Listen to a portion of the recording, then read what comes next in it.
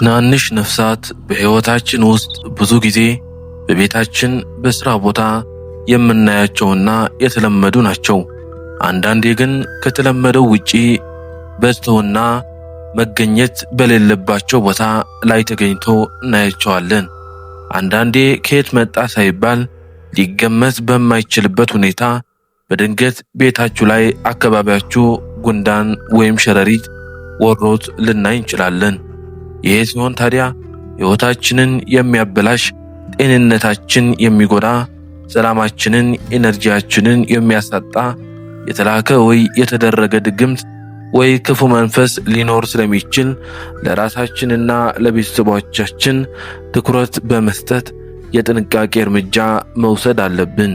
ድግምት ወይ መተት ሲደረግብን ምልክት የሚሰጡ ነፍሳት ወይ እንስሳትን ከመዘርዘሬ በፊት አንድ ልነግራችሁ የምፈልገው ነገር አለ። እነዚህ ነፍሳት ሊጠበቁና ሊታዩ የማይችሉበት ሁኔታና ጊዜ ሲታዩ እንጂ በወቅታቸው በሚገባቸው ቦታ ከተገኙ፣ ለምሳሌ የቆሸሸ ቤት፣ የምግብ ትራፍ ያለው ቦታ ላይ ዝንብና ጉንዳን ማየት የሚጠበቅ እንደመሆኑ ድግምት ተልኮብኛል ብሎ መጨነቅ አያስፈልግም። ስለሆነም ከምንም በላይ የተደረገው ድግምት ሳይሆን ተደርጎብኛል ይሆን የሚል ሐሳብ ራሱ መጨነቁ ጎጂ ነውና ልንጠነቀቅ ይገባል። እነዚህ ነፍሳት በድግምት ይላኩ አይላኩ የምናውቅባት የተለያዩ ሁኔታዎች አሉ።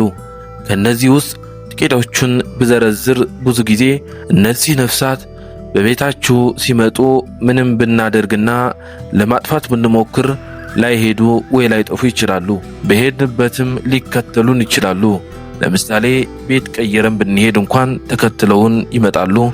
ቤቱ የጸዳና ምንም ቆሻሻ፣ ትርፍራፊ፣ የወደቀ ምግብ የሌለው ሆኖ ነገር ግን መኖር የሌለባቸው ነፍሳት፣ ዝንቦች፣ ጉንዳኖች ልናይ እንችላለን። ሌላው አንድ አይነት ነፍሳት በተደጋጋሚ በሄድንበት የምናይ ከሆነ ይሄም ሌላ ምልክት ሊሆን ይችላል። ቤቱ ማስገቢያ ቀዳዳ ሳይኖረው ቤት እንደገና የማይታወቅ ነፍሳት ልናይ እንችላለን። ወይ ያልተለመደ ሁኔታ ጉንዳን ወይ ዝንብ ሌላም ሊሆን ይችላል።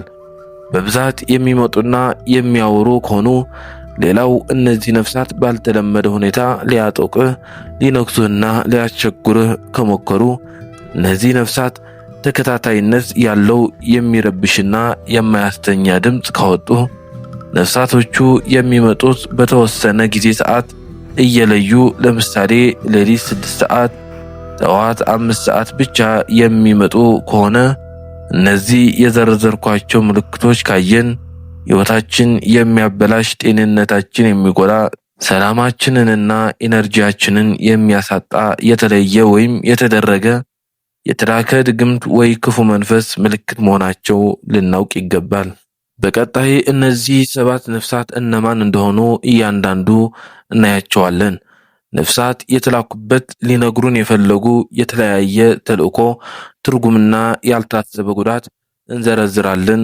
ከጸሎትና ከጾም ባሻገር ሊደረጉ የሚገባቸው ተፈጥሯዊና ፍቱን የሆኑ መድኃኒቶችን ወይም መፍትሄዎችን እናቀርብላችኋለን። ተከታተሉን። የመጀመሪያው ሸረሪት። ሸረሪት ባልተለመደ ሁኔታ በቤታችን፣ በቢሮአችን፣ በዙሪያችን ካየን ድግምት የተላከብን መሆኑ የሚገልጽ ዋነኛው ምልክት ነው። ሕይወታችን እንዳይቀየር አሳስሮ የሚያስቀር፣ እንዳንንቀሳቀስ፣ እንዳንሰራ፣ መውጫው ቀዳዳ እንዲጠፋብን፣ እንድንጨነቅ ሕይወታችን የሚገድብ ድግምት መሆኑ ይነግረናል። ሁለተኛ፣ ዝንቦች። እነዚህ በአካባቢያችን መኖርና መምጣት በጣም አስቀያሚና የተደረገው ከባድ እንደሆነ ምልክት የሚሰጡ ናቸው። የተደረገውም ያንተን ስቃይ፣ መቸገር በሚመኙ በቅርብ ሰው፣ በጎረቤት፣ በጓደኛ እንደሆነ ይነገራል። አዲስ ጎረቤት፣ ጓደኛ፣ ያልገመትከውን ወይም ያላወቅከው ሰው በሕይወትህ ውስጥ የመጣ ከሆነ ምናልባት መጠራጠር አለብህ። እንደዛ አይነት አዲስ ሰው ካስተዋልክ የዚህ ምልክት ነው። የሆነ የሚቀናብህ ሰው ያንተን ነገር፣ ሀብት፣ ትዳር፣ ስራህን ለመውሰድ ሊያደርገው ይችላልና ዝንቦች ይህንን ምልክት ሊነግሩህ ይመጣሉ። ሶስተኛውና ብዙ የምናውቀው በረሮ ነው።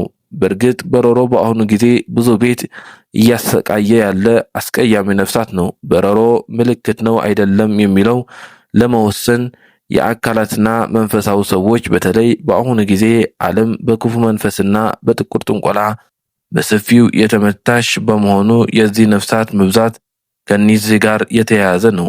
አንዳንዴ እነዚህ ነፍሳት በየትኛው መድኃኒት ሁሉ አይጠፉም። በረሮዎች ያሉበት ቤት ድህነት፣ በሽታ፣ የገንዘብ ችግር፣ ጭቅጭቅ የሚታይበት ነው። የጎረቤት አብነት ጥል ይበዛበታል። አራተኛ ጉንዳን ባልተለመደ ሁኔታ ቤታችንና ግቢያችን ከወረሩት የድግምት ምልክት ነው። በተለይ የተራቢ መንፈስ መላኩ ይጠቁማል። በዚህ ወቅት ለሰው ገንዘብ ሆነ ዕቃ ከመስጠት መቆጠብ አለብን። አምስተኛ 50 እግር 100 እግር የሚባሉ የትል ዘሮች። እነዚህ ማየት ደግሞ በመስሪያ ቤት ሊሆን ይችላል፣ በቤተሰብ በጓደኛ ብዙ ሰዎች በህብረት እንደተነሱብህ የሚያመለክት ነው። ስድስተኛ ቁንጫ ቁማል ትኋን።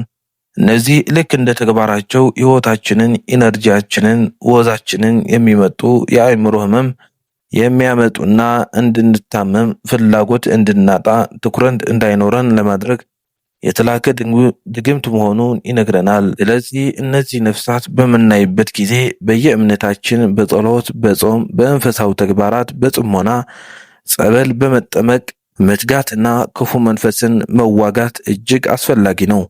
በተለይ መዝሙረ ዳዊትና መልክዓ ሚካኤል ክፉኛ ክፉ መንፈስን የሚያርቁ ኃይለኛ የሚጸለዩና የሚደገሙ መፍትሄዎች ናቸው።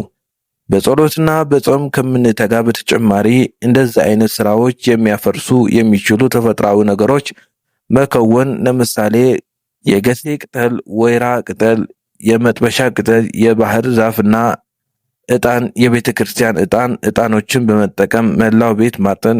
በምናጥንበት ጊዜ ክፉ መንፈስ ከቤታችን ከህይወታችን እንዲርቅ እየተቃወምን መሆን አለበት።